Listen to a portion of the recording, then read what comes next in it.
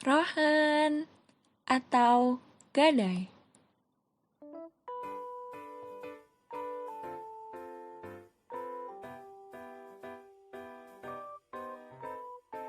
Assalamualaikum teman-teman. Teman-teman semua, tahukah kalian apa itu rohan?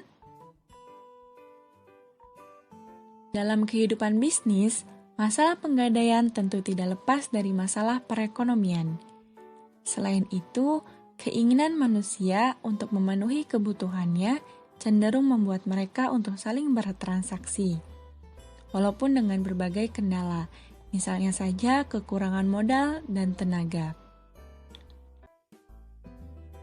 Telah kita ketahui bersama bahwa utang piutang sudah menjadi hal yang lumrah di tengah-tengah masyarakat negeri kita.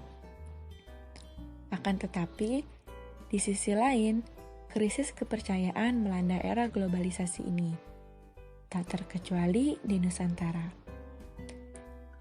Sehingga tak mengherankan bila di dalam akad utang piutang, pihak yang meminjamkan meminta jaminan, baik berupa harta, benda, atau jasa. Maka dari itu, dalam Islam diberlakukan syariat gadai atau rohan. Istilah yang digunakan fikih untuk gadai adalah rohan. Secara bahasa, kata rohan berarti tetap. Secara istilah, rohan adalah menahan salah satu harta milik si peminjam atas pinjamannya yang diterimanya, atau dapat juga kita sebut sebagai gadai. Contohnya, mempunyai sertifikat tanah yang akan digadaikan kepada bank untuk mendapatkan pinjaman. Misalnya, rohin selaku penghutang atau orang yang menggadaikan berhutang sebesar 100 juta rupiah kepada murtahin, yaitu orang yang memberikan hutang. Ia lantas menyerahkan barang yang dapat dijadikan jaminan untuk melunasi hutangnya kepada murtahin. Hukum gadai adalah boleh. Jaminan itu sebagai penguat.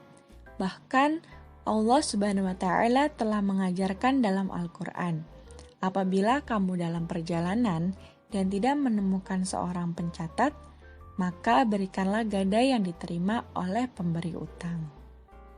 Rasulullah Shallallahu Alaihi Wasallam juga mempraktekannya. Terdapat beberapa hadis yang secara jelas menggambarkan fakta sejarah bahwa pada zaman Rasulullah, gadai telah dipraktikkan secara luas. Rasulullah juga telah mempraktekannya. Terdapat beberapa hadis yang secara jelas menggambarkan fakta sejarah bahwa pada zaman Rasulullah Shallallahu Alaihi Wasallam, gadai telah dipraktekkan secara luas. Hadis pertama dari Aisyah radhiyallahu anha, annan Nabiyya sallallahu alaihi wasallam ashtara ta'aman min Yahudiyin ila ajalin wa rahanahu dhir'an min hadidin. Artinya, sesungguhnya Nabi Shallallahu Alaihi Wasallam membeli dari seorang Yahudi bahan makanan dengan cara hutang dan menggadaikan baju besinya. Hadis riwayat Bukhari nomor 2513 dan Muslim nomor 1603.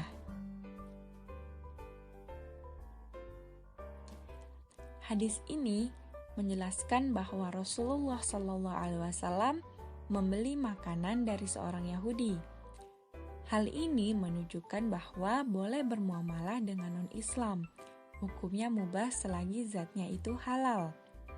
Tapi Nabi tidak membayar secara cash atau secara hutang. Menunjukkan bahwa Nabi pernah melakukan hutang piutang. Maka karena itu, hutang piutang bukanlah aib. Karena Rasulullah Shallallahu Alaihi Wasallam mempraktikkan. Yang aib adalah melakukan hutang piutang tapi tidak membayarnya. Dalam akad ini, Nabi menyerahkan baju besi sebagai jaminan.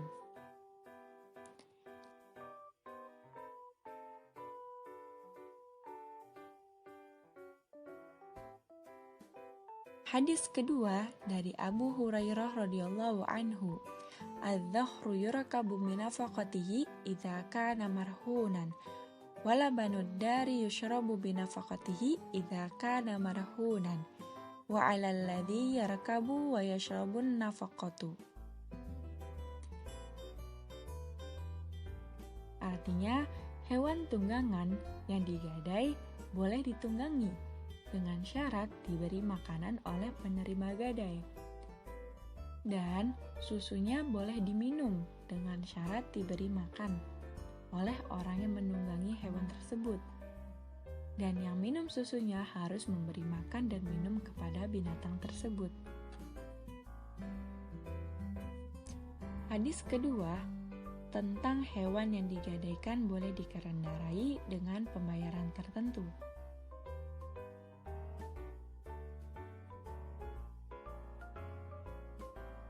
Lalu, bagaimana hukum pengambilan manfaat barang gadai? Apakah boleh memanfaatkan barang gadai? Hukum pertama. Menurut jumhur ulama fikih selain ulama mazhab Hambali, berpendapat bahwa pemegang barang gadai tidak boleh memanfaatkan, karena risiko dan keuntungan ditanggung oleh pemilik barang gadai.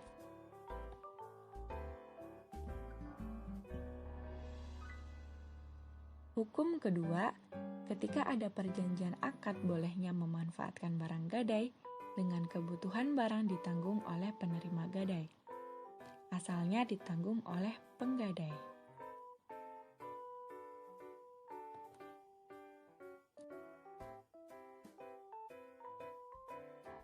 Penyelesaian rohan. Orang yang menerima gadai tentunya tidak merasa rugi, karena apabila penghutang tidak mampu membayar, maka pemberi hutang boleh menjual barang tersebut.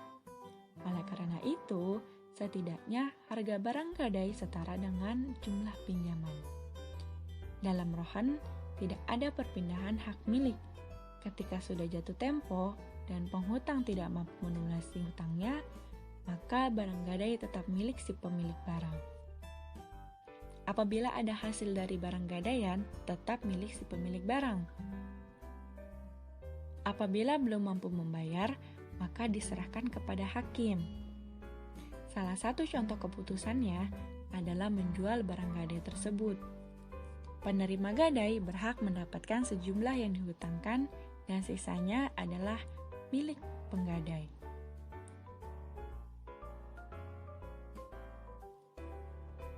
Apabila barang gadai yang sudah dijual kurang dari prediksi dan penerima gadai menagih hutangnya, maka akan diserahkan kepada hakim. Hakim akan melihat apakah ada barang yang bisa dijual untuk menutupi kekurangannya, karena hutang hanya bisa lunas dengan nominal yang dibayarkan. Sebelum aku akhiri video pembelajaran ini, yuk kita review dulu pembelajaran kita tentang rohan tadi. Rohan adalah menggadaikan sesuatu untuk mendapatkan pinjaman. Hukum rohan adalah boleh. Hukum memanfaatkan barang gadai menurut jumhur ulama tidak boleh. Perlu diingat lagi, setiap hutang dan pinjaman yang ada tambahan termasuk riba. Contohnya karena ada waktu yang bertambah. Apabila tambahan dari penghutang sebagai bentuk terima kasih, maka diperbolehkan. Faedah pensyariatan gadai sangatlah besar. Karena dengan gadai, seorang pemberi utang akan merasa tenang dan tidak khawatir hartanya akan lenyap begitu saja, yang disebabkan peminjam tidak membayarkan hutangnya. Selain itu, pergadaian merupakan bentuk saling tolong-menolong dalam kebaikan dan takwa jika memang dibutuhkan.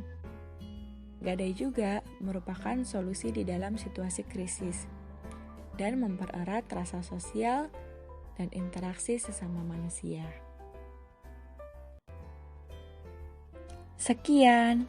Semoga semua yang sudah aku sampaikan di dalam video ini bisa bermanfaat bagi kita semua. Terima kasih dan sampai jumpa.